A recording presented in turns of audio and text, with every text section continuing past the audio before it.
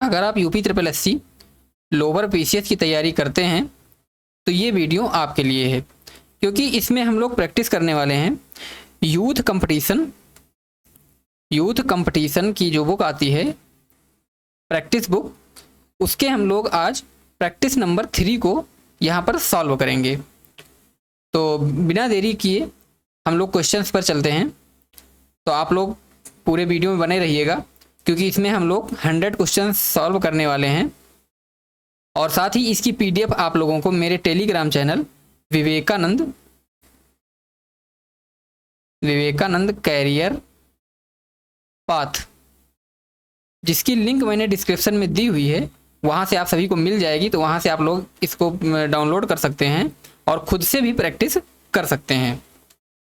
तो चलिए क्वेश्चन देखते हैं। पहला क्या है कि निम्नलिखित में से कौन सा युग्म सही मिलान है। मतलब इसमें सारे मिलान दिए हुए हैं और आपको इसमें बताना है कि कौन सा जो युग्म है वो सही मिला हुआ है।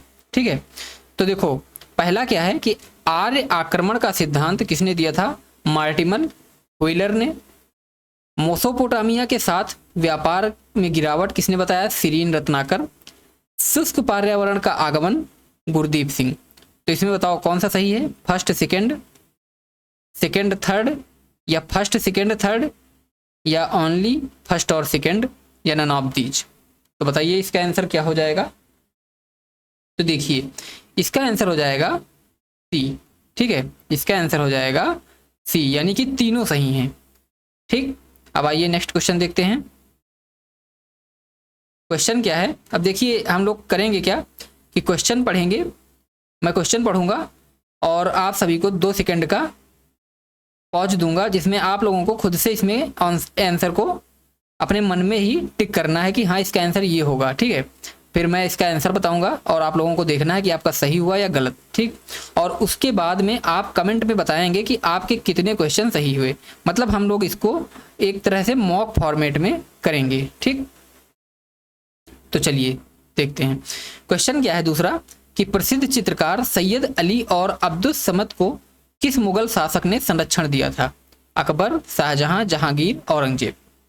बताओ। तो देखो इसका आंसर हो जाएगा ए, अकबर ने। ठीक है, प्रसिद्ध चित्रकार जो थे सैयद अली और अब्दुल समद को अकबर ने संरक्षण दिया। नेक्स्ट क्वेश्चन है कि 1857 की क्रांति पर मार्क्स और एंजिलस द्वारा निम्नलिखित पुस्तक का शीर्षक है क्या था? The first Indian war of independence, या रिवॉल्ट ऑफ 1857, या फर्स्ट वॉर ऑफ इंडिपेंडेंस, या 1857। तो बताओ इसका क्या आंसर होगा? तो देखिए इसका हो जाएगा ए, क्या होगा? The first Indian war of independence. और नेक्स्ट क्वेश्चन देखते हैं। तो क्वेश्चन है कि साइमन कमीशन के संबंध में निम्न में से कौन सा कथन असत्य है? असत्य कथन बताना है। कमीशन में 5 सदस्य थे, कमीशन में 7 सदस्य थे, लिबरल फेडरेशन ने कमीशन का समर्थन किया, या हिंदू महासभा ने कमीशन का विरोध किया। तो इसमें आपको असत्य कथन बताना है। तो देखिए इसमें कितने सदस्य थे? जो साइमन कमीशन था इसमें टोटल 7 सदस्य थे, तो ये सही हो जाएगा। और हिंदू महासभा ने इस कमीशन का विरोध किया था, तो इसमें ये भी सही है। ठीक है, तो इसमें असत्य क्या हो जाएंगे? इसमें असत्य हो जाएंगे एक फर्स्ट और एक दूसरा थर्ड, यानी कि ए आंसर होगा इसका भी। अब आओ नेक्स्ट क्वेश्चन देखते हैं। क्वेश्चन है कि नैनो टेक्नोलॉजी का उपयोग किस ऊर्जा क्षेत्र में हो रहा है? सौर ऊर्जा, पवन ऊर्जा, बैटरी तकनीक, उपरोक्त सभी। तो इससे सब में हो रहा है। मैंने इस क्वेश्चन को पहले भी सॉल्व करवाया है, जो इससे पहले मैंने 2 सेट आप सभी को सॉल्व करवाए हैं। जो लोग नए हैं उनको बता दें कि इससे पहले मैंने इस बुक के प्रैक्टिस सेट नंबर 1 और 2 मैंने सॉल्व करवा दिए हैं, जिनकी प्लेलिस्ट में वीडियो पड़ी हुई हैं। अगर आप लोगों ने नहीं देखा है तो आप लोग देख लीजिए। 2x पे लगा के अगर आप लोग देखेंगे तो बहुत ही फास्ट, क्योंकि 1 घंटे में मैंने करवाया है। अगर आप 2x लगाएंगे तो वही आधे घंटे के आसपास ये फिनिश हो जाएगी वीडियो और आपके अच्छे खासे क्वेश्चन तैयार हो जाएंगे। तो एक बार जरूर देखिएगा। तो इसका आंसर हो जाएगा उपरोक्त सभी ये। ठीक है, और नेक्स्ट क्वेश्चन देखते हैं। तो क्वेश्चन है कि जीवाणुओं में स्पोर निर्माण किसके द्वारा होता है? बैसिलस एंड क्लोस्ट्रिडियम के द्वारा, ई कोली, वाइब्रोरियो, या स्यूडोमोनास, या इनमें से कोई नहीं? तो देखो इसका आंसर हो जाएगा, बताइए क्या होगा इसका आंसर? इसका आंसर हो जाएगा ए, ठीक है, बैसिलस एंड क्लोस्ट्रिडियम के द्वारा। ठीक है, देखते हैं इसके ऊपर के क्वेश्चन छूट गए हैं क्या, आई थिंक, क्योंकि हम लोगों ने वहां पे कितने किए थे, 4 तक किए थे। ठीक, 4 तक, हाँ यहाँ 5 से करना था, मैं पहुंच गया वो दूसरे पेज पे। तो देखिए यहाँ से पहले देख लेते हैं कि निम्नलिखित में से किसने 1941 ईस्वी में गोरक्षा मंडल का गठन किया था? किसने किया था? विनोबा भावे, गोविंद वल्लभ पंत, मदन मोहन मालवीय या महात्मा गांधी? तो देखो इसका आंसर हो जाएगा मदन मोहन मालवीय। नेक्स्ट क्वेश्चन क्या है, निम्नलिखित में से कौन एक संविधान सभा की प्रारूप समिति में अधिवक्ता नहीं थे? बताओ इसमें कौन ऐसा था जो अधिवक्ता नहीं था, बाकी सब अधिवक्ता थे? तो देखिए इसका आंसर हो जाएगा D, TT Krishnamachari. TT Krishnamachari जो थे ये क्या थे, अधिवक्ता नहीं थे। बाकी इसमें जितने भी लोग थे, के मुंशी, कृष्णा स्वामी अय्यर, एन गोपाला स्वामी, ये सभी क्या थे, अधिवक्ता थे। आइए नेक्स्ट क्वेश्चन देखते हैं। क्वेश्चन नंबर 7 क्या कहता है कि निम्नलिखित में से किस अनुच्छेद में उल्लिखित है कि संविधान को भारत का संविधान कहा जाएगा? ये बात किस अनुच्छेद में लिखी हुई है कि जो संविधान है उसको भारत का संविधान कहा जाएगा? तो देखिए ये उल्लिखित है आर्टिकल नंबर 393 में। ठीक, और नेक्स्ट क्वेश्चन देखते हैं। क्वेश्चन क्या है कि भारत में रहने वाले ब्रिटिश नागरिक को निम्न में से कौन सा अधिकार प्राप्त नहीं है? व्यापार एवं व्यवसाय की स्वतंत्रता, यही अधिकार नहीं प्राप्त है इसमें। विधि के समझ, ये प्राप्त है। प्राण और दैहिक, ये भी प्राप्त है। और धर्म की स्वतंत्रता का, ये भी प्राप्त है। ठीक, आइए नेक्स्ट क्वेश्चन देखते हैं क्या है। क्वेश्चन है कि कौन प्रमाणित करता है कि कोई विधेयक धन विधेयक है? वित्त मंत्री, लोकसभा का अध्यक्ष, प्रधानमंत्री और मुख्यमंत्री? तो देखो इसका आंसर हो जाएगा लोकसभा का अध्यक्ष ये डिसाइड करता है कि कौन सा विधेयक धन विधेयक है और नहीं है। आइए अब नेक्स्ट क्वेश्चन देखते हैं हम लोग। क्वेश्चन है कि भारतीय संविधान के निम्नलिखित में से कौन सा अनुच्छेद संघ एवं राज्यों के लिए अखिल भारतीय न्यायिक सेवा के गठन से संबंधित है? 312, 312 का, 313 या 315? बताओ।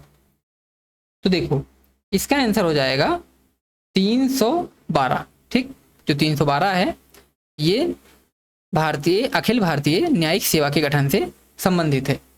नेक्स्ट क्वेश्चन है कि ब्लैक फॉरेस्ट पर्वत अवस्थित है, मतलब ब्लैक फॉरेस्ट पर्वत जो है वो कहाँ पाया जाता है? पोलैंड में, जर्मनी में, स्पेन में या इटली में? बताओ।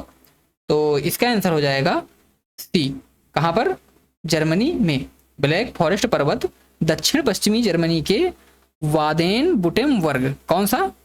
वादेन वुटेमबर्ग, ठीक है, वादेन वुटेमबर्ग में स्थित है। इसके दक्षिण एवं पश्चिम सीमाओं पर राइन घाटी स्थित है। फेल्डबर्ग इसकी सर्वोच्च चोटी है। ठीक है, अगर पूछे इसकी सर्वोच्च चोटी कौन सी है ब्लैक फॉरेस्ट की, तो वो हो जाएगी फेल्डबर्ग। ठीक, नोट कर लीजिएगा, फेल्डबर्ग। आओ नेक्स्ट क्वेश्चन देखते हैं।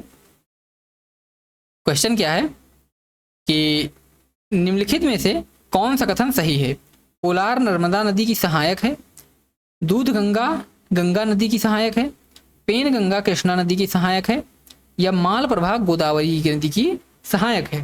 बताओ इसका आंसर क्या होगा? तो देखो इसका आंसर हो जाएगा ए, कोलार जो है वो नर्मदा नदी की सहायक है। देखो अगर नर्मदा नदी के बारे में बात करें तो ये कहाँ से निकलती है? तो ये निकलती है अमरकंटक की पहाड़ियों से। ठीक है, अमरकंटक की पहाड़ियों से निकलती है।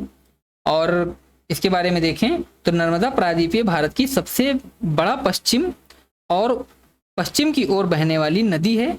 नर्मदा नदी विंध्य पर्वत श्रेणी के दक्षिण में तथा सतपुड़ा के उत्तर में स्थित एक दरार घाटी से होकर बहती है। अगर पूछे कि कौन सी नदी भंस घाटी से होकर बहती है तो वो नर्मदा नदी है। ठीक है, और आगे देखते हैं कि नर्मदा नदी पर धुआंधार जलप्रपात है। ठीक है, धुआंधार जलप्रपात कहाँ पर है? नर्मदा नदी पर है। और नर्मदा नदी की सहायक नदियों में जो दाएं तरफ से मिलती हैं, कौन सी नदियां हैं? एक है वरुणा, एक है कोलार ठीक है, वरुणा, कोलार, हिरन और मान नदियां। ठीक, दूध गंगा कृष्णा की सहायक नदी है। ठीक है, दूध गंगा जो इसमें गंगा लिखा है तो ये गंगा की नहीं है, ये किसकी है, कृष्णा की सहायक नदी है। ठीक, दूध गंगा कृष्णा की सहायक नदी है। कृष्णा की अन्य सहायक नदियां कौन कौन सी हैं, वो हैं तुंगभद्रा, कोयना, मूसी, मैं लिख नहीं रहा हूं, आप लोग सुनते रहिए, मूसी, पंचगंगा, मालप्रभा। ठीक, ये सारी किसकी हैं, कृष्णा की सहायक नदियां हैं। गोदावरी की सहायक नदियां कौन कौन सी हैं, तो गोदावरी की सहायक नदियां हैं पूर्णा, प्राणहिता, वेनगंगा, पेनगंगा, वर्धा, मंजीरा और इंद्रावती। ठीक है, ये सारी क्या हैं, गोदावरी की सहायक नदियां हैं। अब आओ नेक्स्ट क्वेश्चन देखते हैं। क्वेश्चन है कि बैलाडिला निम्न में से किस खनिज के लिए प्रसिद्ध है, बताओ। तो देखो इसका आंसर हो जाएगा लौह अयस्क। ठीक है, आयरन और, इसके लिए बैलाडिला प्रसिद्ध है। और यह कहाँ पर स्थित है, ये छत्तीसगढ़ में है। ठीक है, अगर पूछे बैलाडिला कहाँ है तो ये है छत्तीसगढ़ में। और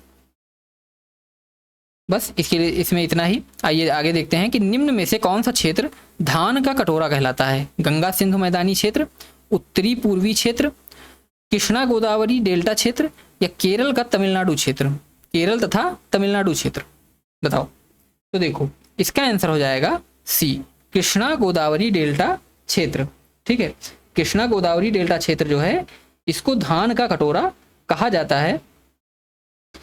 अब आओ नेक्स्ट क्वेश्चन देखते हैं, क्वेश्चन नंबर 15 क्या कहता है कि निम्नलिखित महाद्वीपों को उनके भौगोलिक क्षेत्रफल के आरोही क्रम में व्यवस्थित करके और नीचे दिए गए कूट सही उत्तर का चुनिए। तो देखो दक्षिण अमेरिका, यूरोप, ऑस्ट्रेलिया और अंटार्कटिका। इसमें आपको बताना क्या है कि भौगोलिक क्षेत्रफल की दृष्टि से आरोही क्रम का मतलब क्या है, डिसेंडिंग ऑर्डर, मतलब घटते क्रम में। सबसे पहले कौन होगा, जो सबसे ज्यादा क्षेत्रफल का होगा, फिर उससे कम, फिर उससे कम, फिर उससे कम। तो देखो इसका आंसर क्या होगा, इसका आंसर हो जाएगा 1 4 2 3। ठीक है, पहले कौन हो जाएगा, दक्षिण अमेरिका, फिर कौन सा हो जाएगा, ये अंटार्कटिका। ठीक है, चौथे नंबर वाला, फिर कौन सा हो जाएगा, दूसरे नंबर का यूरोप, और लास्ट में हो जाएगा ऑस्ट्रेलिया। ठीक है, ऑस्ट्रेलिया का जो क्षेत्रफल है वो सबसे कम है। अब आओ नेक्स्ट क्वेश्चन देखते हैं। अगर हम लोग क्षेत्रफल की दृष्टि से देखें सारे महाद्वीप तो एक नज़र में जल्दी से देख लेते हैं। फर्स्ट नंबर पे आता है एशिया। ठीक है, सेकंड नंबर पे आता है अफ्रीका, थर्ड नंबर पे आता है उत्तरी अमेरिका। ठीक है, नॉर्थ अमेरिका, और फोर्थ नंबर पे कौन आता है, दक्षिणी अमेरिका। ठीक है, साउथ अमेरिका, और फिफ्थ नंबर पे आता है कौन सा, अंटार्कटिका। ठीक, अंटार्कटिका ये आता है 5वें नंबर पे। छठे नंबर पे आता है यूरोप। ठीक, और 7वें नंबर पे आता है ऑस्ट्रेलिया। तो ये हो गए सही क्रम, घटते क्रम में यानी डिसेंडिंग ऑर्डर में। अब आओ नेक्स्ट क्वेश्चन देखते हैं क्या है। क्वेश्चन है कि नैनो टेक्नोलॉजी का उपयोग किस ऊर्जा के क्षेत्र में होता है। तो ये क्वेश्चन में हम लोगों ने पहले भी कर लिया है। तो इसका आंसर हो जाएगा उपरोक्त सभी, यानी सौर ऊर्जा, पवन ऊर्जा और बैटरी तकनीक, सभी क्षेत्रों में नैनो टेक्नोलॉजी का प्रयोग किया जाता है। अब आओ नेक्स्ट क्वेश्चन देखते हैं कि जीवाणुओं में स्पोर निर्माण किसके द्वारा होता है। तो ये होता है, अभी मैंने देख लिया ये क्वेश्चन भी, कि बैसिलस एंड क्लोस्ट्रिडियम के द्वारा। ठीक, अब आओ नेक्स्ट क्वेश्चन देखते हैं। अब देखिए अगर हम लोग इसमें थोड़ा डिटेल में भी बात करें कि बैसिलस और क्लोस्ट्रिडियम होता क्या है, तो बैसिलस और क्लोस्ट्रिडियम जैसे ग्राम पॉजिटिव बैक्टीरिया प्रतिकूल परिस्थितियों में जीवित रहने के लिए एंडोस्पोर बनाते हैं। ये स्पोर उच्च तापमान और रसायनों के प्रति बहुत प्रतिरोधी होते हैं। ठीक है, तो ये चीज ध्यान रखिएगा।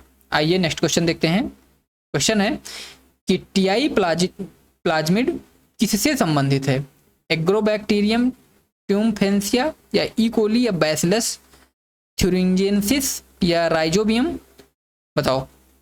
तो इसका आंसर हो जाएगा ए, एक्रोबैक्टीरियम ट्यूम्फेंसिस। ठीक है, इसका आंसर हो जाएगा ए। और नेक्स्ट क्वेश्चन देखते हैं। तो क्वेश्चन क्या कहता है कि निम्नलिखित भारतीय अंतरिक्ष प्रोग्रामों का सही कालानुक्रम बताओ। तो ये क्वेश्चन हम लोगों ने कल भी किया था। ठीक है, तो इसमें पहले क्या हो जाएगा, IGMD। ठीक है, पहला क्या हो जाएगा IGMD, यानी कि बी नंबर फर्स्ट हो जाएगा। सेकंड पे क्या हो जाएगा, तो सेकंड पे हो जाएगा, बताओ स्टेप होगा कि देखो लास्ट पे तो जाएगा फोर्थ, ठीक, यानी ए लास्ट में जाएगा, तो यही इसका आंसर होगा ए, BCDA। तो सेकंड पे आएगा ये वाला स्टेप और थर्ड पे जाएगा साइट, ठीक। तो ये क्वेश्चन हम लोग कल कर लिए हैं और इसके सबके फुल फॉर्म भी देखे थे। तो अगर हम लोग फिर से आज देख लें कि साइट का फुल फॉर्म क्या होता है, कल मैंने करवाया था, satellite instruction television experiment program, ठीक है। तो ये होता है साइट का फुल फॉर्म, तो हाँ साइट का होता है। और जो स्टेप का होता है, स्टेप का फुल फॉर्म क्या होता है, satellite tele communication experiment project, ठीक है। और एप्पल का तो कल ये भी देख लिए थे, एरियन पैसेंजर पेलोड एक्सपेरिमेंट, ठीक है। और IGMD जो है ये आज इसमें नया है, तो इसका फुल फॉर्म होता है इंटीग्रेटेड, लिख देता हूं, इंटीग्रेटेड गाइडेड मिसाइल डेवलपमेंट, ठीक, डेवलपमेंट। तो ये हो जाएगा इसका फुल फॉर्म। अब आओ नेक्स्ट क्वेश्चन देखते हैं आगे का क्या है। क्वेश्चन है कि इसरो का 100वां स्पेस मिशन कहां से सितंबर 2000 में छोड़ा गया। श्रीहरिकोटा, इसरो का 100वां स्पेस मिशन कहां से छोड़ा गया, श्रीहरिकोटा, महेंद्रगिरी तमिलनाडु से, या थुम्बा तिरुवनंतपुरम से केरल, या बेंगलोर कर्नाटक से, या उपयुक्त में से कोई नहीं। तो देखो इसका आंसर हो जाएगा ए, श्रीहरिकोटा आंध्र प्रदेश से सतीश धवन अंतरिक्ष केंद्र से छोड़ा गया, ठीक है, 9 सितंबर 2012 को। नेक्स्ट क्वेश्चन क्या है, क्वेश्चन है कि निम्नलिखित में से कौन ग्रामीण अर्थव्यवस्था में अंशदान नहीं देता है, पशुपालन, कुटीर उद्योग, निजी धन उधार देने का प्रचलन, या अच्छे उपकरणों की उपलब्धता, बताओ। तो इसका आंसर हो जाएगा सी, निजी धन उधार देने का प्रचलन, ठीक। आओ नेक्स्ट क्वेश्चन देखते हैं क्या है। क्वेश्चन नंबर 22, भारत में सीमांत कृषि भूमि जोत का आकार कितना है, बताओ। तो इसका आंसर हो जाएगा डी, 1 हेक्टेयर से कम, ठीक है। जो 1 हेक्टेयर से कम है ये सीमांत कृषि जोत होता है। अब देखिए अगर हम लोग इसमें बात करें तो जो 5 हेक्टेयर होता है, सभी जोत देख लेते हैं एक लाइन से। देखिए पहला क्या है, सीमांत का तो पता हो गया 1 हेक्टेयर से कम, इसको अब नहीं बताता हूं। तो अब अगला होगा लघु जोत, ठीक है। लघु जोत कितना होता है, तो लघु जोत का जो है आकार होता है वो होता है 1 हेक्टेयर से 2 हेक्टेयर, ठीक है। लघु जोत देखो यहाँ पे लिखा हुआ, इसके सामने लिख दे रहा हूँ, लघु जोत, ये लघु जोत का है। और फिर क्या होता है, 2 से 4 जो होता है ये होता है अर्ध मध्यम जोत, ठीक है, अर्ध मध्यम जोत, ठीक, इसको अर्ध मध्यम जोत कहते हैं। और फिर उसके बाद 4 से 10 के बीच में कौन सा होता है, 4 से 10 के बीच, यानी 5 से समझ लो 10, ठीक है, 4 से 10 के बीच क्या होता है, मध्यम जोत होता है। ये अर्ध था तो ये हो जाएगा मध्यम जोत, ठीक। उसके ऊपर यानी कि 10 से ऊपर जो होता है उसको कहते हैं बृहत जोत। और नेक्स्ट क्वेश्चन देखते हैं अब कि निम्नलिखित कथनों पर विचार कीजिए। भारत में सार्वजनिक क्षेत्र के विकासेतर उद्यम सर्वाधिक है, ठीक है। क्या कह रहा है कि भारत में सार्वजनिक क्षेत्र के विकासेतर उद्यम सर्वाधिक है, आधारित संरचना के उद्योगों में, या उपभोक्ता वस्तुओं के उद्योगों में, या बुनियादी उद्योगों में, बताओ इसका आंसर क्या होगा। तो देखिए इसका आंसर हो जाएगा बी, यानी कि आधारित संरचना के उद्योगों में और बुनियादी उद्योगों में, ठीक है, उपभोक्ता वस्तुओं के उद्योगों में नहीं है। तो इसका दूसरा नंबर नहीं होगा सही। अब आओ नेक्स्ट क्वेश्चन देखते हैं क्या होगा। 23 के बाद 24 क्वेश्चन है कि जब भारतीय रिजर्व बैंक नकदी रिजर्व अनुपात में वृद्धि की घोषणा करता है तो इसका तात्पर्य क्या है। वाणिज्य बैंकों के पास उधार देने के लिए कम मुद्रा होगी, या भारतीय रिजर्व बैंक के पास उधार देने के लिए कम मुद्रा होगी, या केंद्र सरकार के पास उधार देने के लिए कम मुद्रा होगी, या वाणिज्यिक बैंकों के पास उधार देने के लिए अपेक्षाकृत अधिक मुद्रा होगी। बताओ इसमें क्या पूछा है, तात्पर्य क्या है। तो देखो ये तो हो नहीं सकता है, अधिक मुद्रा होगी तो फिर नकदी रिजर्व बैंक अनुपात में वृद्धि क्यों करेगा। तो इसका आंसर हो जाएगा ए। ठीक है, इसका आंसर हो जाएगा ए, वाणिज्यिक बैंकों के पास उधार देने के लिए कम मुद्रा होगी। और नेक्स्ट क्वेश्चन देखते हैं, क्वेश्चन नंबर 25 क्या कहता है। क्वेश्चन नंबर 25 है कि वैश्वीकरण में सम्मिलित नहीं है। कौन वैश्वीकरण में यानी ग्लोबलाइजेशन में सम्मिलित नहीं है। आयात शुल्कों में कटौती, आयात लाइसेंसिंग की समाप्ति, या प्रत्यक्ष विदेशी निवेश का स्वतंत्र प्रवाह, या सार्वजनिक क्षेत्र में इक्विटी का विनिवेश। बताओ। तो देखो इसका आंसर हो जाएगा डी, सार्वजनिक क्षेत्र में इक्विटी का विनिवेश। ठीक है, अगर हम लोग थोड़ा डिटेल में देखें इस क्वेश्चन को तो है कि वैश्वीकरण में सार्वजनिक क्षेत्र में इक्विटी के विनिवेश को सम्मिलित नहीं किया जाता है। वैश्वीकरण का आशय किसी देश के द्वारा अपने बाजार को सभी के लिए खोल देने से है। ठीक है, वैश्वीकरण का मतलब क्या होता है, ग्लोबलाइजेशन मतलब कि विश्व में किसी भी देश के लोग आए और वहां पर अपना व्यापार करें। ठीक है, नेक्स्ट क्वेश्चन क्या है कि जल चक्र के पीछे मुख्य प्रेरक शक्ति है। महासागरीय धाराएं, वायुदाब में अंतर, और ऑप्शन क्या है ऊपर देख लेते हैं, पृथ्वी का घूर्णन या सौर विकिरण। बताओ इसका आंसर क्या हो जाएगा। तो देखिए इसका आंसर हो जाएगा सौर विकिरण। ठीक है, नेक्स्ट क्वेश्चन देखते हैं।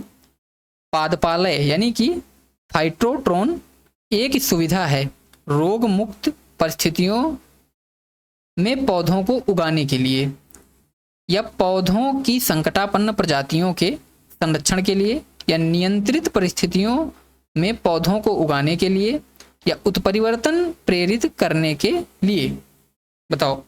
तो इसका आंसर हो जाएगा सी, नियंत्रित परिस्थितियों में पौधों को उगाने के लिए। पादपालय क्या होता है आप लोगों ने देखा होगा कॉलेज में या कहीं पे यूनिवर्सिटीज में, जो जहाँ पे वनस्पति विज्ञान पढ़ाई जाती है, तो क्या होता है कि एक घर नुमा बना के रखते हैं, उसके अंदर का जो टेम्परेचर होता है वो मेंटेन रखा जाता है एक विशेष पॉइंट पे। ठीक है, तो उसमें क्या होता है, उसमें यही होता है कि नियंत्रित परिस्थितियों में पौधों को उगाने के लिए उसको बनाया जाता है। ठीक, और नेक्स्ट क्वेश्चन देखते हैं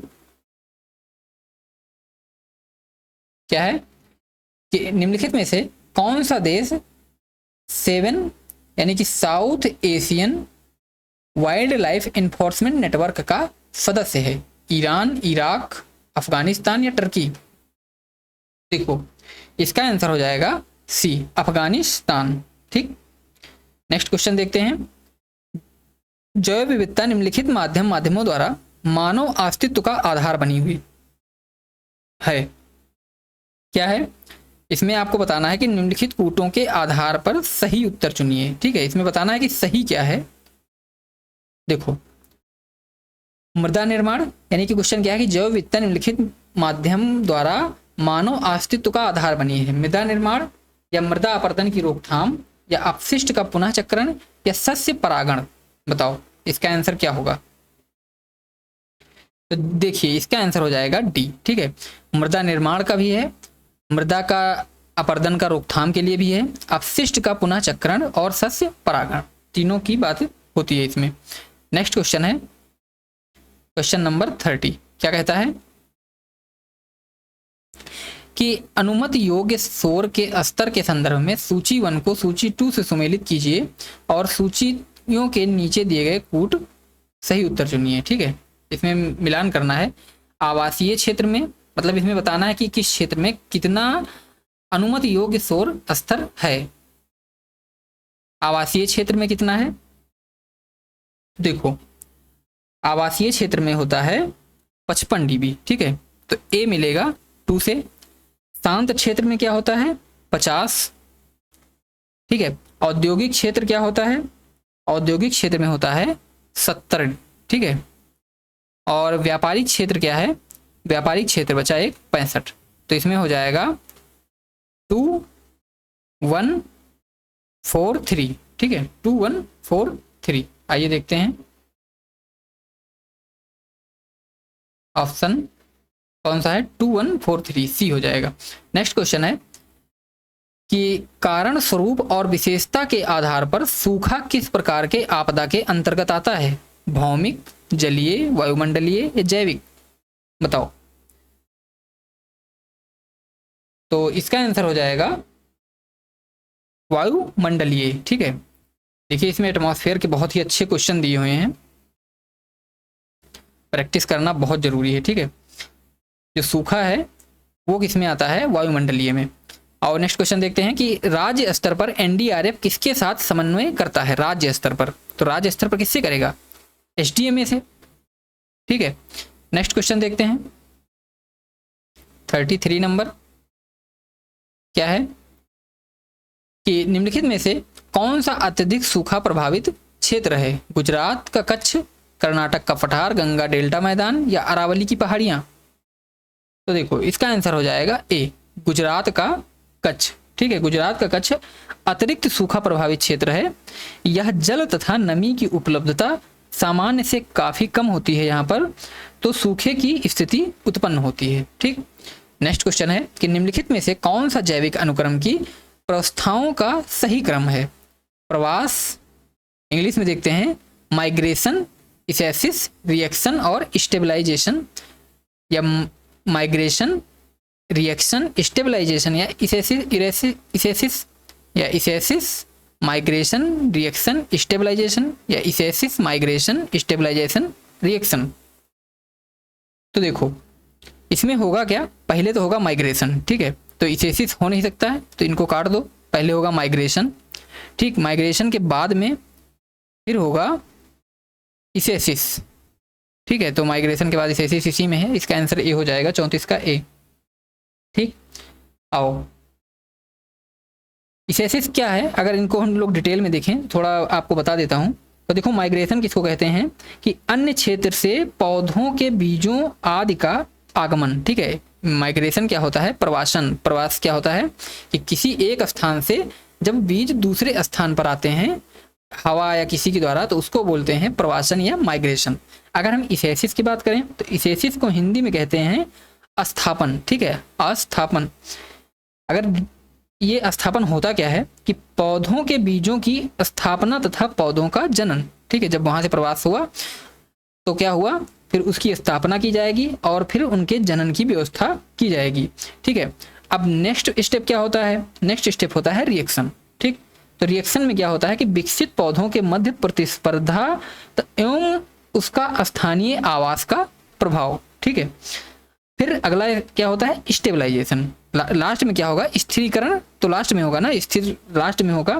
तो इसका हो जाएगा प्रजातियों की जनसंख्या का अंतिम समस्थिति की दशा को प्राप्त करना, ठीक। तो स्टेबलाइजेशन तो लास्ट में होगा, तो इससे भी हम लोग कर सकते थे कि स्टार्ट में माइग्रेशन और लास्ट में स्टेबलाइजेशन, बस ऑप्शन ए मार देते। आओ नेक्स्ट क्वेश्चन देखते हैं क्या है। क्वेश्चन नंबर 35 क्या कहता है कि भारतीय वन्य जीवन के संदर्भ में उड्डयन यानी उल्गुल, फ्लाइंग फॉक्स निम्नलिखित में से क्या है, एक चमगादड़ है, ब्लाक है, चील है या गिद्ध है। तो ये हो जाएगा चमगादड़ है, ठीक है। फ्लाइंग फॉक्स क्या है, एक चमगादड़ है। आओ नेक्स्ट क्वेश्चन देखते हैं कि CRISPR Cas9 तकनीकी का मुख्य उपयोग किसमें होता है, जीन एडिटिंग में, कंप्यूटर प्रोग्रामिंग में, अंतरिक्ष यात्रा में, या फिर अगला ऑप्शन क्या है, एक सेकेंड, 36 का ऊपर सबसे क्या है अगला ऑप्शन, नैनो मटेरियल में, ठीक है। तो इसका आंसर जो है वो हो जाएगा, इसका आंसर हो जाएगा 36 का ए, जीन एडिटिंग, ठीक है। क्या हो जाएगा, जीन एडिटिंग। अगर हम लोग बात करें कि ये CRISPR है क्या, तो CRISPR Cas9 तकनीकी का मुख्य उपयोग जीन एडिटिंग में होता है। यह एक क्रांतिकारी तकनीक है जो वैज्ञानिक को डीएनए के विशिष्ट हिस्सों को बदलने, हटाने या जोड़ने की अनुमति देता है, ठीक है। जो ये है CSIR, ये जो डीएनए होता है उसको हटाने, जोड़ने या एडिट करने का मौका देता है। आइए अगला क्वेश्चन देखते हैं क्या है। 37 नंबर क्वेश्चन है कि भारत में शून्य को की अवधारणा किसने विकसित की थी? बताओ, शून्य की अवधारणा किसने विकसित की थी भारत में? कहते हैं कि शून्य का आविष्कार कहाँ हुआ? भारत में। लेकिन भारत में इसका आविष्कार किसने किया? अवधारणा किसने दी सबसे पहले? तो इसका आंसर हो जाएगा ए, आर्यभट्ट ने। ठीक है। आओ, और अगर पूछा जाए कि इसका उल्लेख सबसे पहले कहाँ हुआ, तो ये ब्रह्मगुप्त के एक ग्रंथ में हुआ था। ठीक है, ये भी ध्यान रखिएगा, ये भी क्वेश्चन पूछा गया है। वासेनार व्यवस्था का मुख्य उद्देश्य क्या है? क्या है इसके ऑप्शन? पहला ऑप्शन है द्विअनुपयोगी वस्तुओं और तकनीक के निर्यात पर नियंत्रण, व्यापार बढ़ाना, या पर्यावरण संरक्षण या स्वास्थ्य सुधार। उपयुक्त में कोई नहीं। बताओ। तो देखिए इसका आंसर हो जाएगा ए, द्विअनुपयोगी वस्तुओं और तकनीक के नियंत्रण पर, निर्यात पर नियंत्रण। नेक्स्ट क्वेश्चन है कि सतीश धवन अंतरिक्ष केंद्र किस राज्य में है? तो सबको पता होगा इसका आंसर क्या होगा। तो ये है आंध्र प्रदेश में। ठीक है, सतीश धवन अंतरिक्ष केंद्र कहाँ है? आंध्र प्रदेश में स्थित है। नेक्स्ट क्वेश्चन देखते हैं। तो नेक्स्ट क्वेश्चन है भारत की पहली स्वदेशी एंटी ड्रोन सिस्टम किसने विकसित की? डीआरडीओ, इसरो, बेल या एचएल? तो देखो इसका आंसर हो जाएगा ए, डीआरडीओ ने। नेक्स्ट क्वेश्चन है कि हाल ही में किस भारतीय राज्य के नाम में परिवर्तन के प्रस्ताव पर केंद्रीय कैबिनेट ने मंजूरी दी? तमिलनाडु, आंध्र प्रदेश, केरल या असम? तो देखो इसका आंसर हो जाएगा सी, केरल का नाम क्या हो गया है? केरलम। ठीक है, क्या हो गया है? केरलम। आइए नेक्स्ट क्वेश्चन क्या है। देखो, भारत सरकार ने निम्नलिखित में से किस अधिनियम की स्वर्ण जयंती फरवरी 2026 में मनाई?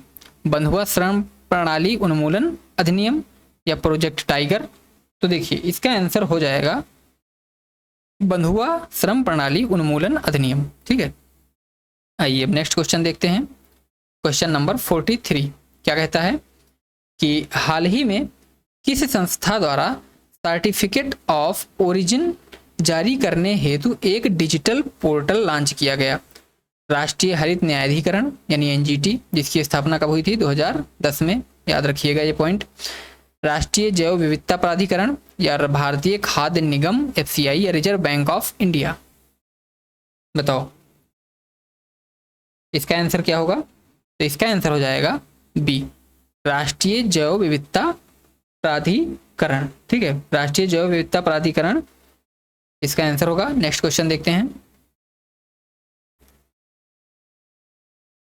क्वेश्चन है कि फरवरी 2026 में प्रधानमंत्री मोदी ने किस पहल को शहरी बुनियादी ढांचे और स्टार्टअप इकोसिस्टम को बढ़ावा देने के लिए मंजूरी दी?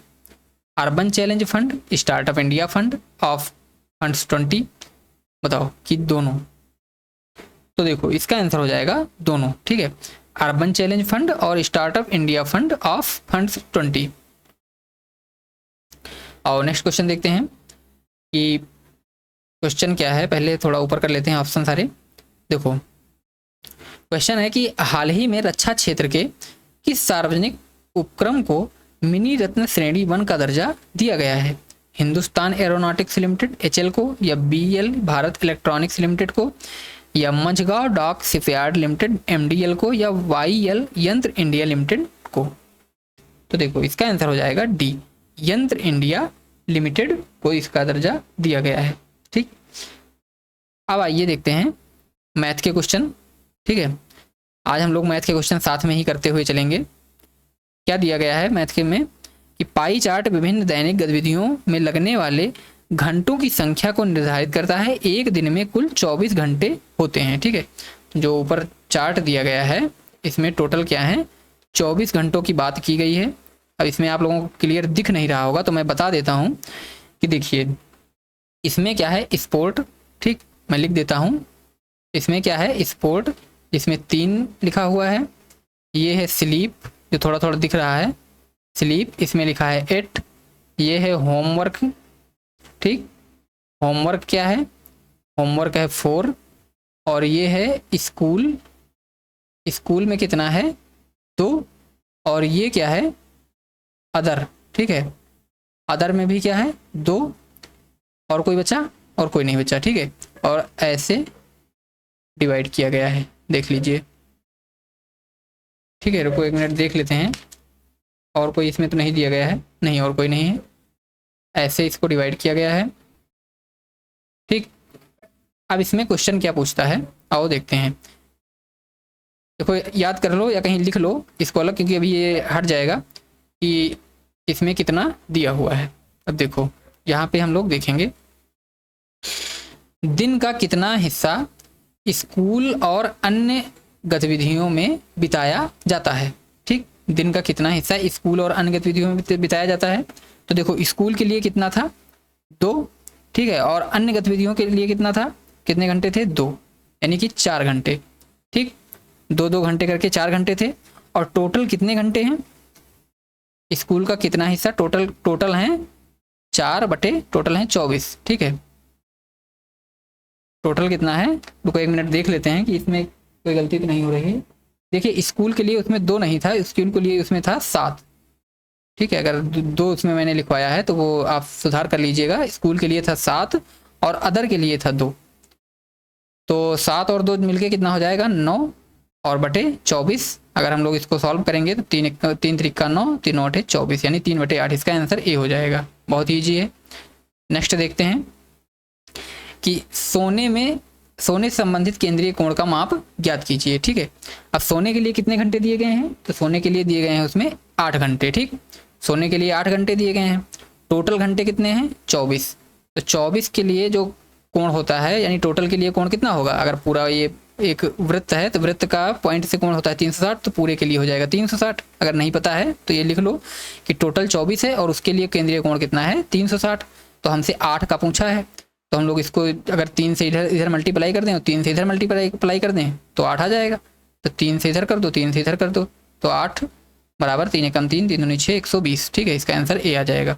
नेक्स्ट क्वेश्चन है कि एक दिन में खेल कूद के लिए बिताए जाने वाले घंटों का प्रतिशत कितना है। खेल कूद के लिए बिताए जाने वालों, और खेल कूद के लिए कितना है, स्पोर्ट के लिए दिया हुआ है, उसमें स्पोर्ट के लिए है 3, ठीक है। स्पोर्ट के लिए 3, टोटल कितना है 24, तो कट करने पे हो जाएगा 1/8। तो 1/8 किसकी वैल्यू होती है, 12.5% की। सीधा लगाओ, आगे बढ़ो, ठीक है। नेक्स्ट क्वेश्चन है कि यदि कोई छात्र अन्य यानी अदर गतिविधियों के लिए 2 घंटे के बजाय 4 घंटे समर्पित करता है और स्कूल व खेल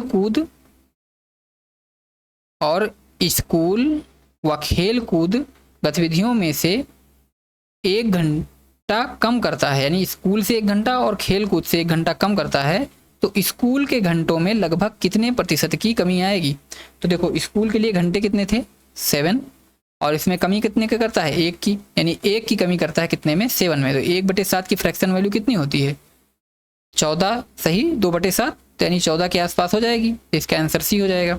नेक्स्ट क्वेश्चन क्या है, अगर आप लोगों को फ्रैक्शन नहीं आती है तो याद कर लीजिएगा। अगर आप लोग कमेंट करेंगे तो मैं फ्रैक्शन वैल्यू सारी जितनी हैं करवा भी दूंगा, लेकिन आपको इसके लिए कमेंट करना पड़ेगा कि करवाना है या नहीं करवाना है, ठीक।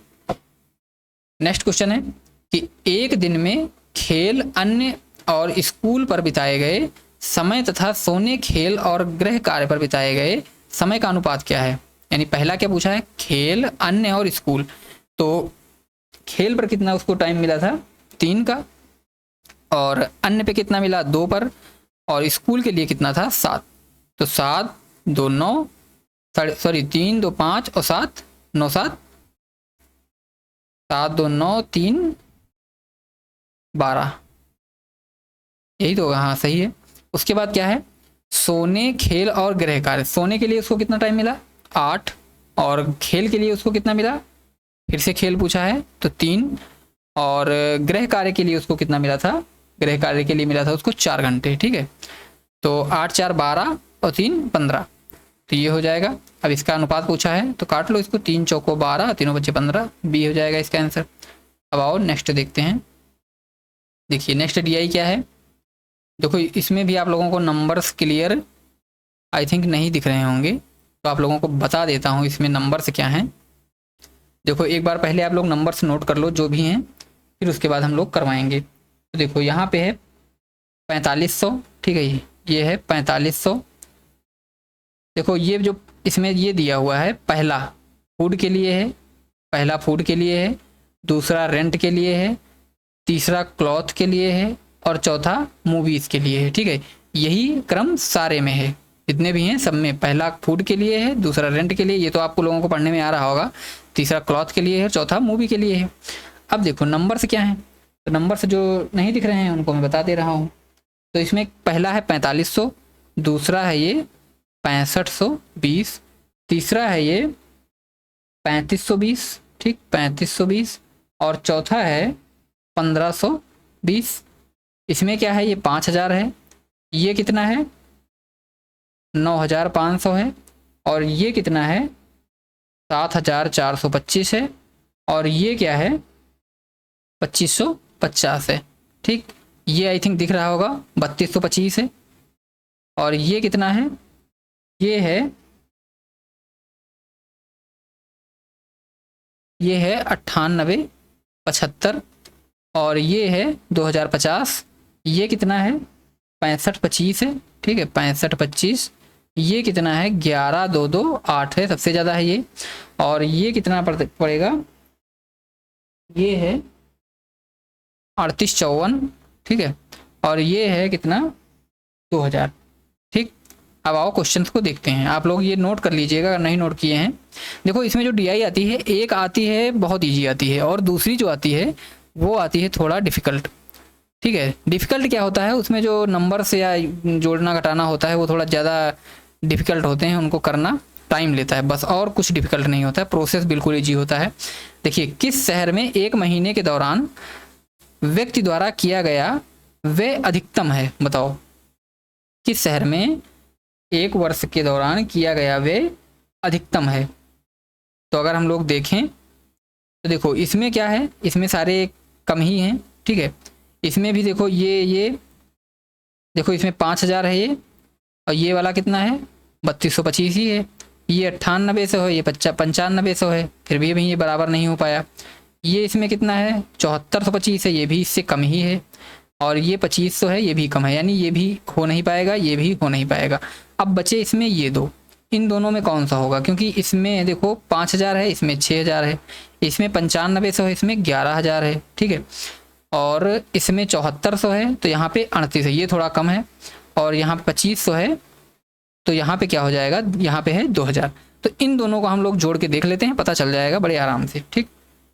तो देखो इनका क्या है, पहला 5000, पहले वाले को जोड़ रहे हैं 5000, इसमें है 9500, ठीक 5000 9500, फिर है 7425, और फिर क्या है 2550, ठीक है 2550, ये इसके हो जाएंगे।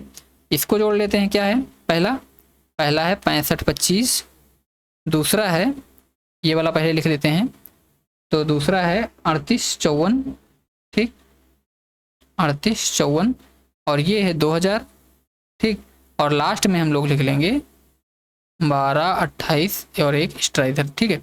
अब इनको जोड़ते हैं, इसमें हो जाएगा 5, ये 5 2 7, ये क्या हो जाएगा, यहाँ पे 0 है थर्ड नंबर पे, 5 5 10 4 14 के 4, हाथ आया 1, और ये तीसरे स्थान पे है, तो 9 5 14, 9 5 14, तो 16 16 4 20, 20 और 3 23, 23 और 1 24, ठीक। इसका देख लेते हैं, थोड़ा हमको लगता है कोई मिस्टेक हुई है इसमें, लेकिन फिर भी देखते हैं। 8 4 12, 12 5 17 के 7, हाथ आया 2, इसमें क्या हो जाएगा, ये 5 2 7, 7 2 9 और 2 11 के 1, हाथ आया 1, और ये 8 2 10 2 12, 8 2 10 2 12, और एक ये 5 2 7 2 9 2 11 एक आया था हासिल। 8 2 10 2 12 1 13 के 3 हाथ आया एक। और यहाँ पे 6 3 9 2 11 1 12 और एक यहाँ पे 13 के 3 हाथ आया एक 1 1 2। तो इसमें ज़्यादा कौन सा होगा, यही 24 775। ठीक है, तो क्वेश्चन नंबर 51 का आंसर क्या हो जाएगा, डी यानी मुंबई। ठीक है, तो यही इसका आंसर होगा, सही है ये। आओ नेक्स्ट देखते हैं। देखो इसमें थोड़ा टाइम लगेगा, जो दूसरी डीआई होती है उसमें थोड़ा टाइम लेता है, बाकी कठिन कुछ नहीं होता है। इस शहर में किसी एक माह के दौरान किसी व्यक्ति द्वारा किए गए अधिकतम और न्यूनतम व्यय का अंतर सर्वाधिक है। ठीक है, मतलब कि उस शहर में अधिकतम और न्यूनतम जो व्यय किया गया है उसमें अंतर सर्वाधिक है। ठीक है, तो ये हम लोग देखेंगे। देखो इसमें कितना था, यहाँ पे 9,500 और इसमें न्यूनतम कितना था 2,550। ठीक, इसमें अधिकतम कितना था 11,228। ठीक है, ये इससे ज़्यादा है। और न्यूनतम कितना था 2,000। तो इसी में सबसे अधिकतम होगा, क्योंकि देखो इन सब में क्या है, इन सब में इतना ज़्यादा डिफरेंस नहीं है। तो इसका आंसर हो जाएगा चंडीगढ़। ठीक है, ये वाला जो क्वेश्चन है, क्वेश्चन नंबर 52, इसका हो जाएगा चंडीगढ़। आप लोग वैसे भी देख के आराम से कर ले जाएंगे अगर ये ऐसा क्वेश्चन आता है। अगला है कि सभी 4 शहरों में कुल मिलाकर कपड़ों पर किया गया व्यय किराए पर किए गए कुल व्यय के लगभग कितने प्रतिशत के बराबर है। ठीक है, तो इसमें निकालना है। देखो इसमें कुल कपड़ों पर किया गया व्यय यानी कि कपड़ों पे जितना व्यय किया गया है उसको जोड़ लेना है, और साथ ही किराए पर जितना व्यय किया गया है उसको जोड़ लेना है, फिर उसका प्रतिशत निकाल लेना है बटे 100 करके, सॉरी इंटू 100 करके, तो आ जाएगा। तो इसका आंसर क्या होगा मैं बता देता हूँ, क्योंकि वीडियो काफ़ी लंबी होती जा रही है। तो इसका हो जाएगा 57%।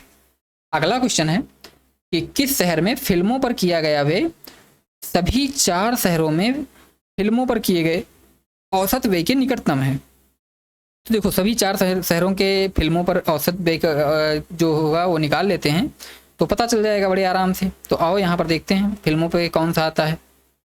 देखो फिल्मों कौन सा था, मूवीज। इसमें कितना था ये, इसमें था ये 2520। ठीक है, एक सेकंड देख लेते हैं फिर से हम।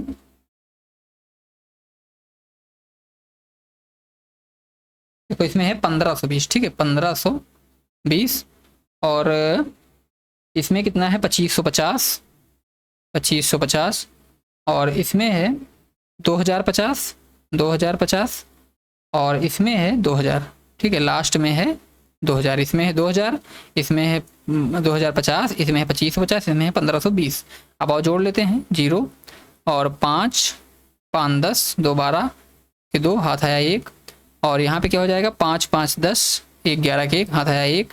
और यहाँ पे 2 2 4 2 6 1 7 और 1 8 बटे कितने हो जाएंगे 4। क्या हो जाएगा 4 दूनी 8 और 0 4 3 12 0। 2030 के आसपास कौन सा है, तो 2030 यही हो जाएगा। 2050 है, 30 आ गया तो इसी के निकटतम है, यानी चेन्नई होगा उसका आंसर। देख लेते हैं ऑप्शन। ठीक है, चेन्नई सी। ठीक है, इसका ऑप्शन दिया हुआ है, तो इसका आंसर हो जाएगा चेन्नई। नेक्स्ट क्वेश्चन क्या है, वो वाला क्वेश्चन खुद से कर लीजिएगा, बहुत ही इजी है, इतना कठिन नहीं है। बस कम उसमें कैलकुलेशन में टाइम लग जाएगा, इसलिए मैं नहीं करवा रहा हूँ। मुंबई और चंडीगढ़ में भोजन पर किया गया व्यय दिल्ली और चेन्नई में कपड़े पर किए गए व्यय से कितना अधिक है। देखो मुंबई और चंडीगढ़ में भोजन पर व्यय, भोजन कौन है पहले वाला, तो मुंबई कौन सा है ये है, तो इसमें भोजन पे कितना व्यय किया गया है 5000। ठीक, लिख लेते हैं। चंडीगढ़ में भोजन पे कितना किया गया है 6525। ठीक, ये भी लिख लेते हैं 6525। अब क्या बोला है, दिल्ली और चेन्नई में कपड़े पर, कपड़ा कौन सा है 3rd नंबर वाला, फर्स्ट सेकंड थर्ड। दिल्ली में 3rd पे कितना किया गया है, तो ये किया गया है 3520। ठीक, 3520 लिखा हुआ है। और दिल्ली और चेन्नई में, चेन्नई कौन सी है ये, और इसमें ये कपड़े पे 3rd है। 3rd में क्या लिखा हुआ है 6221। ठीक है, 6221। इनको जोड़ लेते हैं, 5 2 2 6 5 11। ये कितना है 1 2 2 4 हो जाएगा, 5 2 7 और 6 3 9। घटा देते हैं 11 2 2 5 से 97 97 5 2 7 41 97 41 घटाएंगे। ठीक है, 97 41 जी हाँ, 0 हो जाएगा। 5 से 1 जाएगा 4, लास्ट में 4 किस में है? 2 में है, नहीं हो पाएगा यहाँ पे। ये है 2 में से 4 नहीं है, 12 में से 4 जाएगा 8, इसमें भी है, ठीक है। आओ आगे देखते हैं। यहाँ पे बचा 1, 11 में से जब ये तो हो गया, जब 11 से 7 जाएगा, सॉरी यहाँ पे था 3, क्या था? 2 था, 1 चला गया है, 11 से 7 जाएगा। तो यहाँ पे कुछ जोड़ने में मिस्टेक हुआ है या फिर नंबरिंग में गलत हुई है, फिर से देख लेते हैं। 5000 है, और किस में बोला था? मुंबई और चंडीगढ़। तो मुंबई में है 5000 और चंडीगढ़ में है 6525 है। ये मैंने 6200 लिख दिया है, ठीक है। यहाँ 6500 है, देखो 5 2 यहाँ पे 5 आएगा, ठीक है। 5 और 6 5 11 सही है, ये यहाँ पे 5 आएगा, ठीक है। तो यहाँ पे आ जाएगा 4 14, 14 में से 7 जाएगा 7, ठीक है। 7 किस में है? इसमें। ये बी आंसर मारो, निकलो। अब देखो अगला क्वेश्चन क्या है हिंदी से, आइए देखते हैं। तो क्वेश्चन है कि अध्यक्ष महानगर पालिका को लिखे गए पत्र को किस प्रकार का पत्र कहेंगे? और अनौपचारिक हो नहीं सकता, व्यक्तिगत नहीं है क्योंकि वो अध्यक्ष महानगर पालिका का अध्यक्ष है, तो ये व्यवसायिक भी नहीं हो सकता, औपचारिक, ठीक है। ह्रस्व दीर्घ और प्लुत किसके हैं? स्वर के हैं। नेक्स्ट क्वेश्चन, सूर्योदय शब्द में कौन सी प्रयुक्त संधि है? तो सूर्योदय में सूर्य प्लस उदय, ठीक है। सूर्य प्लस उदय, तो ये क्या बन जाएगा? गुण संधि, ठीक है, गुण संधि हो जाएगा। नेक्स्ट क्वेश्चन है कि कुक्षी शब्द का तद्भव रूप क्या है? बताओ, कुक्षी शब्द का तद्भव रूप क्या है? तो ये हो जाएगा कोख, ए हो जाएगा इसका आंसर, ठीक है। और आंत का अगर देखेंगे तो आंत का हो जाएगा आंत्र, ठीक। आंत को क्या बोलेंगे? आंत्र।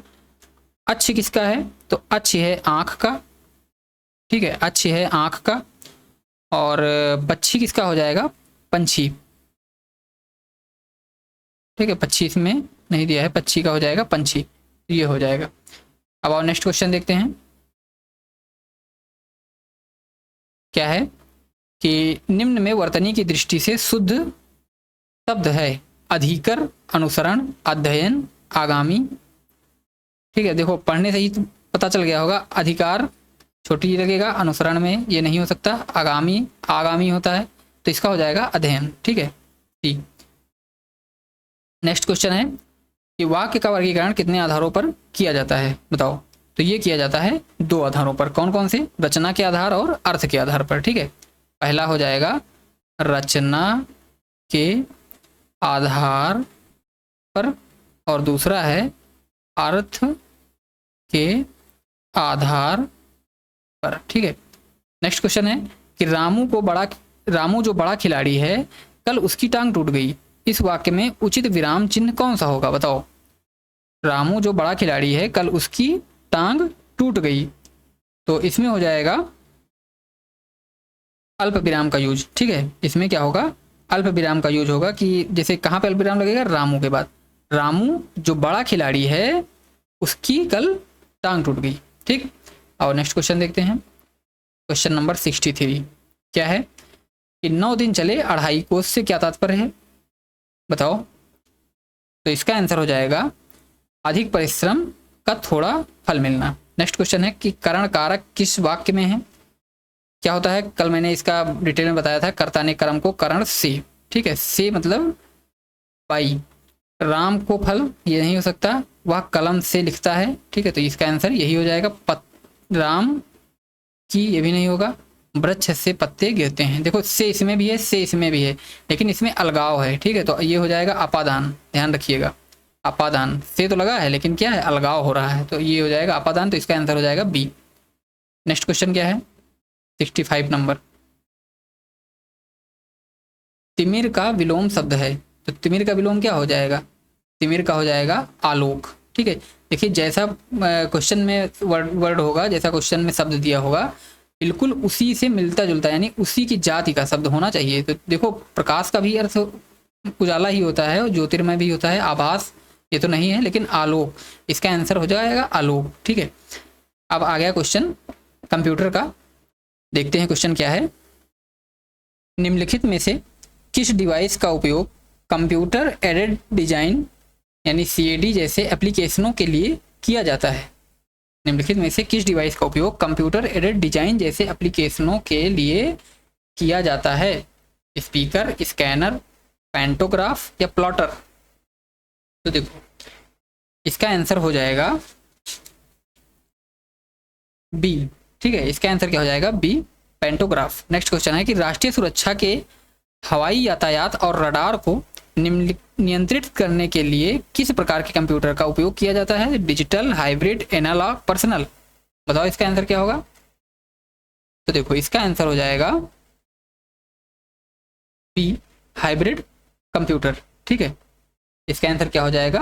Hybrid computer. नेक्स्ट क्वेश्चन क्या है?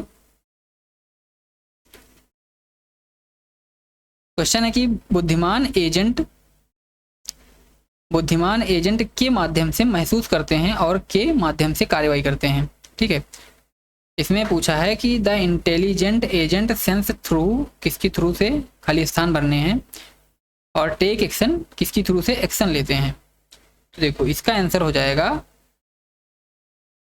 बुद्धिमान एजेंट के माध्यम से महसूस किससे करेंगे? सेंसर्स से। ठीक है, और एक्ट्यूएटर से इसका रिस्पॉन्स करेंगे। ठीक, एक्शन लेंगे। और नेक्स्ट क्वेश्चन देखते हैं। क्वेश्चन है कि निम्नलिखित में से LISP का सही फुल फॉर्म है? बताओ इसका आंसर क्या होगा? तो इसका आंसर हो जाएगा B, list processing. Next question है, देखिए क्वेश्चन है कि खाली स्थान भरना है कि मोबाइल डिवाइस का उपयोग करके स्टोरेज और फाइल शेयरिंग सेवाओं को प्रभावी सूचना प्रबंधन के लिए उपयोगी माना जा सकता है। बताओ, तो इसका आंसर हो जाएगा क्लाउड बेस्ड। ठीक है, क्लाउड बेस्ड मोबाइल डिवाइस का उपयोग करके स्टोरेज और फाइल शेयरिंग सेवाओं को प्रभावी सूचना प्रबंधन के लिए उपयोगी बनाया जा सकता है। नेक्स्ट क्वेश्चन है कि क्लाउड संगणना सेवा सम्मिलित नहीं करती।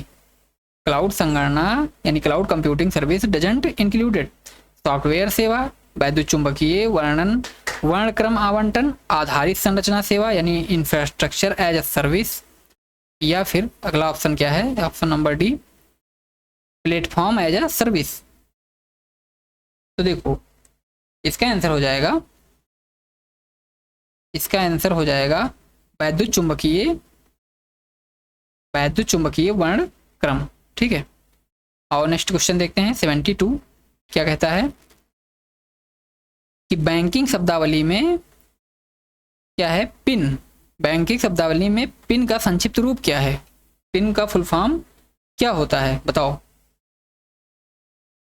तो देखो पिन का फुल फॉर्म होता है पर्सनल आइडेंटिफिकेशन नंबर। ठीक, पर्सनल आइडेंटिफिकेशन नंबर इसका फुल फॉर्म होता है। और नेक्स्ट क्वेश्चन देखते हैं।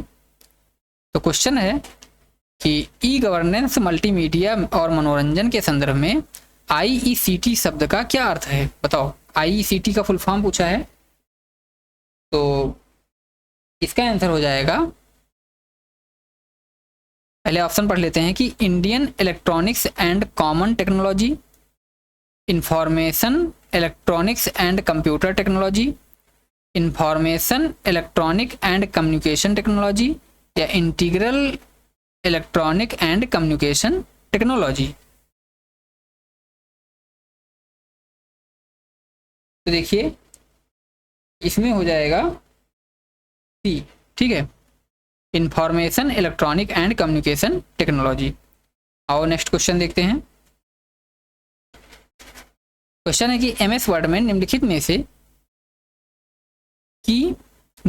से की कॉम्बिनेशन या समुच्चय को दबाकर पेज ब्रेक किया जा सकता है। ठीक है, पेज ब्रेक किया जा सकता है। बताओ, तो इसका आंसर हो जाएगा डी, कंट्रोल प्लस इंटर। ठीक है, MS वर्ड में पेज ब्रेक को इंसर्ट करने के लिए कंट्रोल प्लस इंटर की कॉम्बिनेशन का उपयोग किया जाता है। ठीक है, नेक्स्ट क्वेश्चन है कि निम्नलिखित में से माइक्रोसॉफ्ट वर्ड का कौन सा टेक्स्ट दिखाता है, कौन सा व्यू टेक्स्ट दिखाता है, जैसे यह हेडर और फुटर के बिना प्रिंटेड फॉर्मेट में दिखाई देता है? Print layout view, draft view, read mode view या प्रिंट व्यू, बताओ। तो देखो इसका आंसर हो जाएगा ड्राफ्ट व्यू, ठीक है। नेक्स्ट क्वेश्चन देखते हैं क्या है। क्वेश्चन नंबर 76, मल्टीमीडिया सॉफ्टवेयर सामान्यतः को सम्मिलित नहीं करते हैं, बताओ किसको सम्मिलित नहीं करते हैं, वर्ड डॉक्यूमेंट को, ध्वनि को, चित्र को या वीडियो सीक्वेंस को। तो देखो ये सम्मिलित नहीं करते हैं वर्ड डॉक्यूमेंट को, ठीक है, उसमें ध्वनि भी होती है, चित्र भी होती है और वीडियो सीक्वेंस भी होता है मल्टीमीडिया में। आओ नेक्स्ट क्वेश्चन देखते हैं क्या है। क्वेश्चन नंबर 77, क्वेश्चन है कि माइक्रोसॉफ्ट एक्सेल की कौन सी विशेषता का उपयोग परिभाषित अनुक्रम में दर्ज किए गए डेटा को स्वचालित करने के लिए किया जाता है, स्टाइल्स, ऑटोफिल, इंटेंडिंग या अलाइनमेंट। तो इसका आंसर हो जाएगा ऑटोफिल, ठीक है, स्वचालित, ऑटो की बात की जा रही है तो ऑटोमेटिक की बात की जा रही है तो ऑटोफिल। नेक्स्ट क्वेश्चन है कि ग्राफिक्स फाइल के लिए एक्सटेंशन की पहचान क्या है, ग्राफिक्स फाइल की जो एक्सटेंशन होती है उसकी पहचान क्या है, तो .jpg। अब और नेक्स्ट क्वेश्चन देखते हैं कि निम्नलिखित में से कौन सा विकल्प अलग है, बताना है कि इसमें कौन सा विकल्प अन्य से अलग है। तो देखो लाइनक्स, विंडोज 98, C++, विंडोज 7, क्या होगा।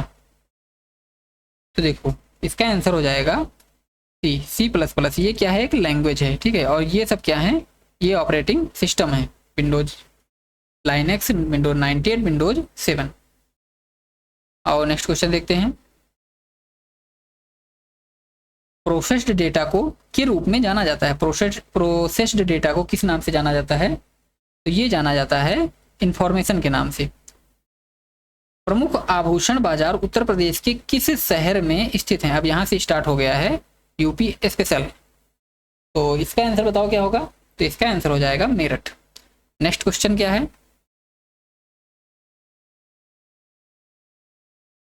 देखिए क्वेश्चन है कि उत्तर प्रदेश की अर्थव्यवस्था पर आधारित है, कृषि पर, ठीक, उत्तर प्रदेश की जो अर्थव्यवस्था है वो कृषि पर आधारित है। निम्नलिखित में से उत्तर प्रदेश का कौन सा नृत्य मानसून के आगमन से पहले किया जाता है, बताओ। तो ये हो जाएगा कजरी, ठीक। वर्तमान में उत्तर प्रदेश के विधानसभा सीटों की संख्या क्या है, किसकी पूछी है, वर्तमान में उत्तर प्रदेश में राज्यसभा सीटों की संख्या पूछी है, सॉरी राज्यसभा सीटों की संख्या बतानी है। तो राज्यसभा सीटों की संख्या कितनी है, 31, ठीक है। अब वो देखते हैं,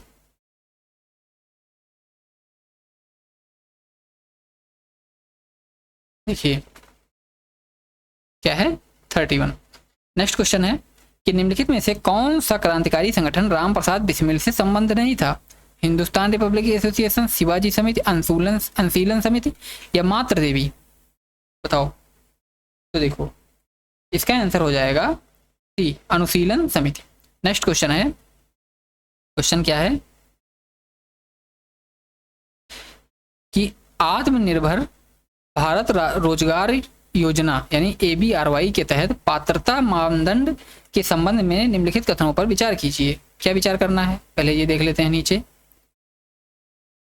उपयुक्त कथनों में कौन से सही हैं, ठीक है, कौन कौन से सही हैं इनकी बात पूछी है इसमें, 1 3 2 4, 1 2 3 या 1 2 3 4 तीनों। तो देखो आइए देखते हैं।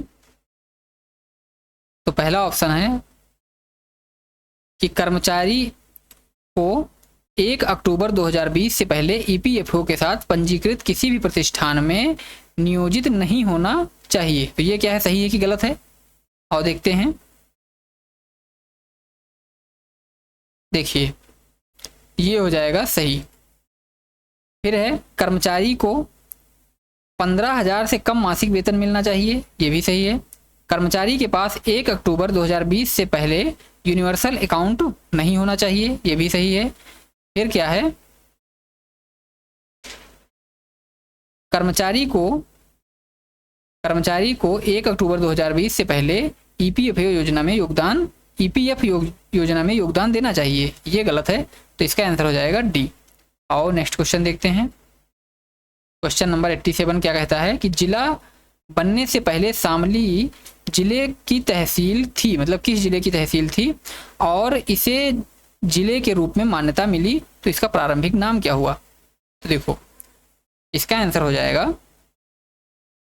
बागपत, श्यामनगर ये तो नहीं है, सहारनपुर ये भी नहीं, तिलक नगर ये भी नहीं, और अगला देखते हैं, इसका नाम था प्रबुद्ध नगर। ठीक है, देखते हैं, ये देखो है ऑप्शन क्या था, मुजफ्फरनगर की तहसील थी और प्रबुद्ध नगर नाम हुआ था। नेक्स्ट क्वेश्चन है कि निम्नलिखित में से कौन सा लोकगीत मुख्य रूप से उत्तर प्रदेश में महिलाओं द्वारा परिवार में बच्चे के जन्म को एक शुभ क्षण के रूप में मनाने के लिए गाया जाता है? तो क्या है इसका? सोहर। नेक्स्ट क्वेश्चन क्या है? क्वेश्चन नंबर 89 क्या कहता है कि 1875 के अलीगढ़ आंदोलन से किसका नाम जुड़ा है? मोहम्मद अली जिन्ना, दादा भाई नौरोजी, हकीम अजमल खान या राम प्रसाद बिस्मिल? देखो इसका आंसर हो जाएगा ई, यानी उपयुक्त में से किसी का नाम नहीं जुड़ा है। 1875 ईस्वी में अलीगढ़ आंदोलन में सर सैयद अहमद खान का नाम है। ठीक है, अहमद खान का नाम जुड़ा है, और सर सैयद अहमद खान जो थे उन्होंने 1817 से 1898 ईस्वी मुसलमानों के सबसे प्रमुख समाज सुधारक थे। ठीक है, तो इसमें से ई हो जाएगा इसका आंसर। अगला क्वेश्चन है कि आतंकवाद विरोधी दस्ते के बारे में निम्नलिखित में से कौन सा कथन सही है? आतंकवाद निरोधी दस्ते के बारे में निम्नलिखित में से कौन सा कथन सही है? आतंकवाद निरोधी दस्ते का गठन उत्तर प्रदेश सरकार ने 2007 में किया था। बताओ ये सही है कि गलत है? ठीक है, तो ये हो जाएगा सही, 2007 में ही हुआ था, और यह आतंकवादी घटनाओं से निपटता है, तो ये तो सही बात है। इसका मुख्यालय वाराणसी नहीं, कहाँ है? लखनऊ। ठीक है, इसका मुख्यालय कहाँ है? लखनऊ में। तो ए और बी दोनों सही हो जाएंगे, इसका आंसर ए ही होगा, और आगे देखने की जरूरत नहीं है। क्वेश्चन नंबर 91 क्या कहता है? उत्तर प्रदेश में परमाणु शक्ति संयंत्र कहाँ पर अवस्थित है? कहाँ पर है? बुलंदशहर में। नेक्स्ट क्वेश्चन, उत्तर प्रदेश के संदर्भ में कोई एक अनुक्रम असंगत है, मतलब कि जो असंगत है उसको बताना है। आओ देखते हैं क्वेश्चन में क्या है असंगत। राष्ट्रीय वनस्पति अनुसंधान संस्थान लखनऊ, ये तो सही है। केंद्रीय चमड़ा अनुसंधान कहाँ पर है? आगरा, इसको भी देखते हैं। सरदार वल्लभ भाई पटेल कृषि विश्वविद्यालय मेरठ, तो ये भी सही है।